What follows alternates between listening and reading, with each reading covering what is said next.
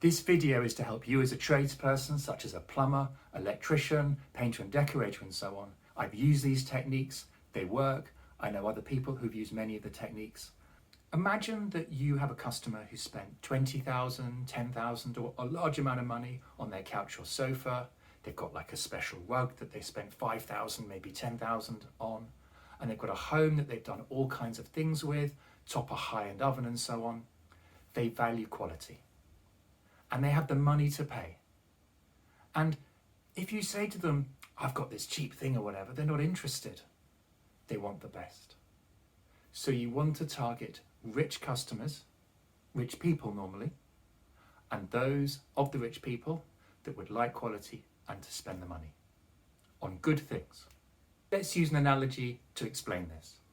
Imagine you've got restaurants, and the restaurants are on the road, and there's one that says cheap food, $1.99, $2.99, and the other one is gourmet food. But we're talking 50 a head, 75 a head. And this is a person who has money, can afford and wants good things. Well, that particular customer is looking for quality and service. It doesn't matter how cheap it is, it's not their market. A bit like cars. You may get a high-end brand with a high-end car, and it's a good car, by the way. We're not ripping people off, we're providing them with good things. And you say, look, here's a cheap car.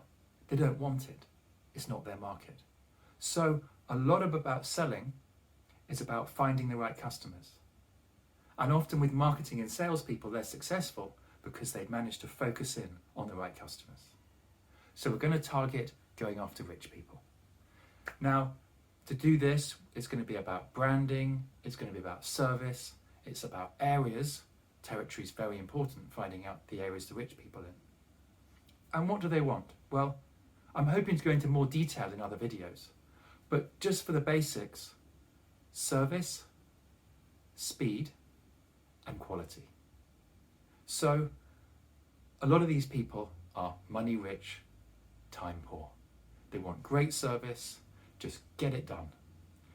They don't want bureaucratic hoops and form filling and waiting and lots of phone calls.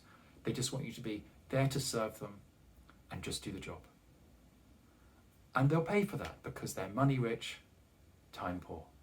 So by being good from a service point of view, you're actually saving them a large amount of money. It's worth it.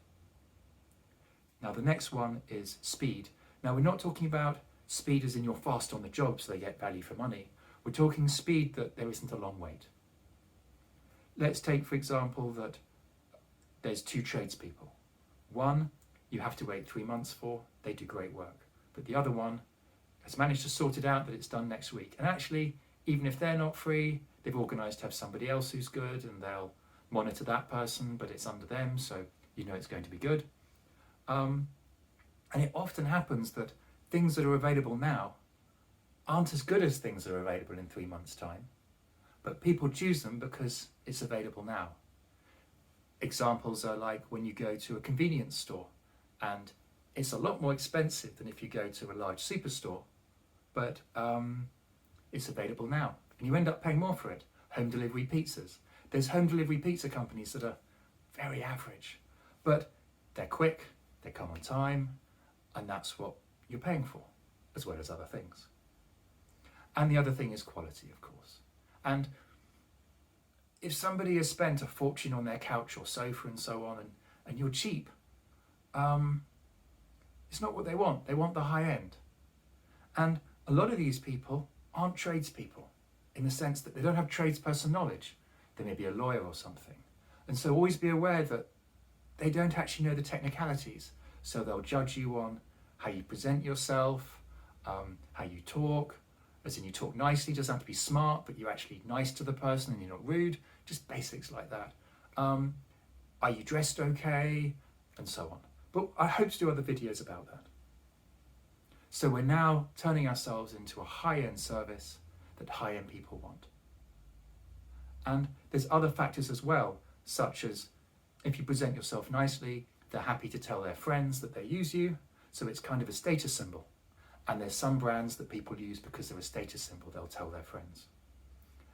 And it gets bigger than this. It isn't just targeting the rich customer, it's also about referrals.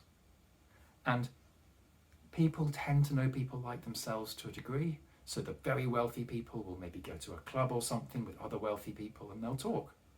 And so by having a wealthy customer who's on your side and you've won them over, they win you over to those other people with referrals. Which is why often doing a job for somebody who isn't so wealthy isn't so big, because you get referrals from people who aren't on the same level financially, and that's what you're wanting. Now, like everything, there are traps you can fall into. There's lots of traps, and I hope to cover them in other videos. But I'm going to talk about the main ones. Travel time. Now, it's worth travelling to wealthy areas, but don't go crazy. In the sense that if it's a job for a whole day, then it's worth it. If it's a smaller job, then be careful. And if you have to travel a long way and you do things like plumbing, where there's smaller jobs, try and develop it that you have an area. You go to that area and that's where your work is. If you're going all over the place, then travel time can really eat into things, as you probably know. If it's a 1 hour job and your travel time is half an hour there and half an hour back, you've halved your income. And as you know, it isn't just the half-hour journey, it's the stuff before and the stuff after and so on. Other things is, although the people might be rich, it doesn't mean they spend a lot of money. You can still get rich people who still want cheap stuff, or they haggle a lot, and they're not your kind of customer for this kind of method. And if people do start negotiating you down or anything, they're probably not right, but just say to them that it's a very high quality service with very high quality work. That's what it's aimed for. And we charge that much to do it. And people can't really argue with that, because you are what you are. A Rolls Royce is a Rolls Royce, and so on. And although this is averages, I have found that a lot of celebrity customers can be a pain. It just is. I've got celebrity customers in my previous business that I sold that are amazing, but just be careful. Often sort of your professional type or sort of your wealthy accountant are easier. But again, this is averages, only averages. But do watch out for credit. When someone's got loads of money, it's very easy to get lulled into thinking that they're going to give you lots of money and so on, and actually they never pay their bills. So do be careful, don't get pulled into the glamour. And to have customers like this, you just have to give them service. I mean, you are the tradesperson in the sense that you don't need to go out and buy a Rolex. You know, they are wealthier than you. Don't show off about yourself. Just chat with them and be, you're of service to them. And don't feel lulled into anything like that. You don't have to spend money on anything to serve these people. If your clothes are clean but they're made of acrylic, that's absolutely fine. Now, here's the big one, and this may talk to you or it may not. You may find it a bit empty just serving rich people. You may not be an issue. You may want to do it, especially if you're scaling your organisation, that it becomes something that is special and meaningful, and you attract staff that are good people who care.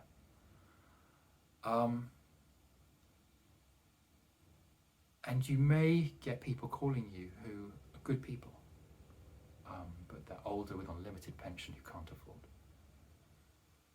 And if someone like that calls, that needs your services, it's nice if you help them. In a sense, you're using the money from the rich people to help people who are less off. Now, you may not be able to afford to do the work for free. If it's you doing the work, but it's often possible. So, for example, if you say to them, look, I'll do it between jobs, I'll do it at these times when I haven't got other work going on, it could be a bit slower and they're fine with it.